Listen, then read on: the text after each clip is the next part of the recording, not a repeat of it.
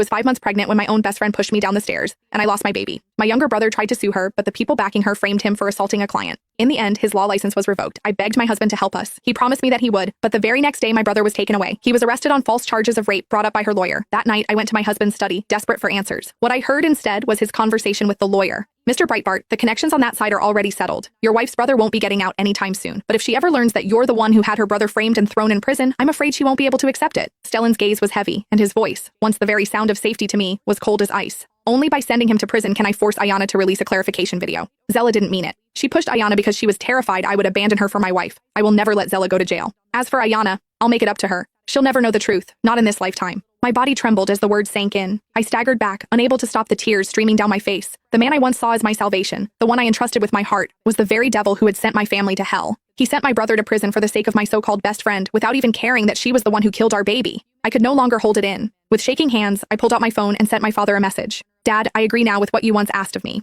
I can take Mom and Javen with me to you. But I have one condition. I want you to destroy the Breitbarts. Stellan Breitbart and Zella Bucknell. I would drag them both down to hell with me. Inside the study, Stellan was still speaking with Addie Brannigan. I switched my phone to silent mode, waiting for my father's reply. But wouldn't this be too cruel to Ma'am Ayanna? The lawyer's tone carried a trace of pity for me. Zella is her closest friend, yet you sacrificed your child with your wife for Ms. Bucknell and even had her younger brother thrown into prison. If your wife ever learns the truth, I don't believe she will simply withdraw the lawsuit. Stellan's expression remained calm, but his words cut like a blade. I won't give her that chance again. If Ayanna refuses to withdraw the lawsuit and record a clarification video, then perhaps her mother will have no choice but to voice certain objections. My heart clenched at once. My mother had been in a car accident on the very day Stellan and I married. Even now, she still lay unconscious in the hospital. She couldn't possibly rise from her bed to speak on my behalf. What exactly did Stellan mean by those words? A chill spread through me as if I had fallen into an ice cellar. Just then, my father called. I glanced one last time at Stellan and Addie Brannigan inside the study before turning away to answer. On the line, Dad stayed silent for a long while. His silence unsettled me until my chest grew tight. Finally, he said, Ayanna, I'm relieved you finally made this choice.